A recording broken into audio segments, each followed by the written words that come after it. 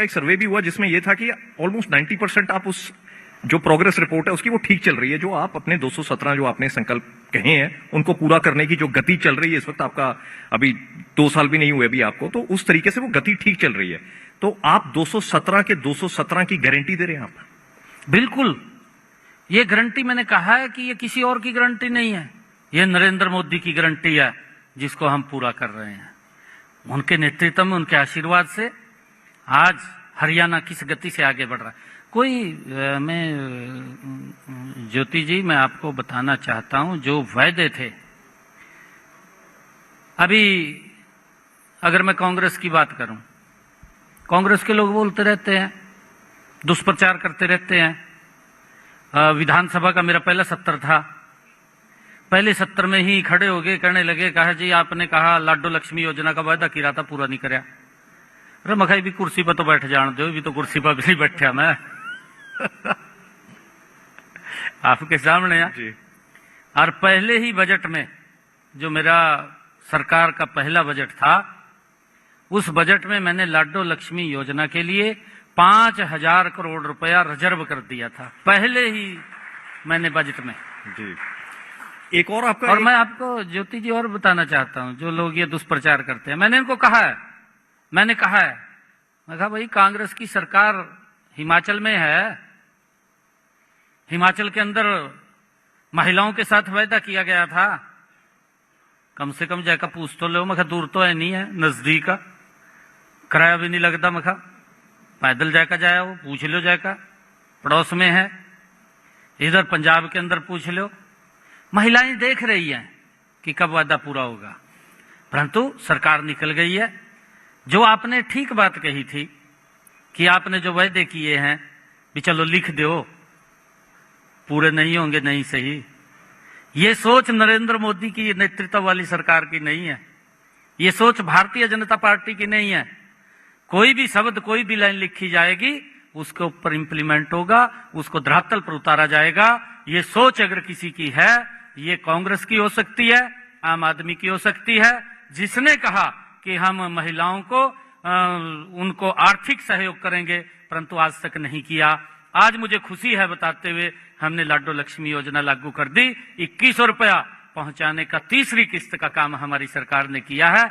हमारी बहनें जो रजिस्ट्रेशन इसके अंदर कर रही है, हर महीने संख्या बढ़ करके आती है, हर महीने 3,000 4,000 हमारी बहनें इसमें रजिस्ट्रेशन कर रही हैं, और वो उनको हम महीने में पैसा पहुंचाने का काम हमारी सरकार कर रही है। दूसरा ज्योति जी, मैं कहना चाहूंगा, अपने संकल्प पत्र में जो बड़े वायदे थे जिसकी मैं जिक्र कर रहा हूं, हमने कहा था कि हम अपने किसान की, हरियाणा के एमएसपी पर उसकी फसल खरीदेंगे। ये बड़ा वायदा है, कोई छोटा वायदा नहीं है। ये 24 फसलों का, और ये देश का पहला राज्य है हरियाणा जो अपने किसान की 24 फसलें एमएसपी पर खरीद रहा है। आज तक किसी ने ये बात नहीं कही है। क्या हालात होती थी किसान की, पैसा नहीं मिलता था कांग्रेस के समय में, 6-6 महीने बाद किसान को पैसा मिलता था, 6 महीने साल लग जाता था। और ऐसी स्थिति थी जब हिसाब करने के लिए किसान जाता था, अपना भी मैंने फसल गिरी है, तो आगे से उसको एक चिट दे दी जाती थी कि आपके पास तो इतना ज्यादा चला गया है पैसा। वो देखता रहता था, मैंने फसल गिरी, मेरा पैसा कहाँ गया है। आज क्या स्थिति है ज्योति जी, आज 24 फसलें एमएसपी पर खरीद रहे हैं। अगर मेरा किसान अपनी अनाज की ट्राली लेकर के मंडी में पहुंचता है, ज्यों ही जे फार्म कटेगा, 48 घंटे के अंदर पूरी पेमेंट उसके खाते में ट्रांसफर हो जाएगी, पूरी पेमेंट उसके खाते में ट्रांसफर हो जाएगी। और किसान को अब पता चला है मोदी जी के नेतृत्व में कि मेरी भी इनकम है। कांग्रेस के समय में तो किसान को पता ही नहीं चला भी मेरी इनकम है, क्योंकि पता ही नहीं चलता था। परंतु आज हरियाणा प्रदेश के अंदर हमारे किसान को इस बात का एहसास हुआ है कि मेरी भी इनकम है। उसकी 12 लाख किसानों के खाते में 1,64,000 करोड़ रुपया हमारी सरकार ने पहुंचाने का काम वो किसान के खाते में किया है। जब से 48 घंटे की हमने बात की, पहले 72 था, फिर उसको कम किया, 48 किया। आपके सामने बड़ा वायदा था, इसको पूरा किया। एक और बड़ा वायदा था हमने महिलाओं के साथ ही वायदा किया था विधानसभा चुनाव में कि जिन परिवारों की इनकम 1,80,000 रुपए तक है, ऐसी महिलाओं की रसोई में 500 रुपए का गैस का सिलेंडर पहुंचाने का काम हमारी सरकार करेगी।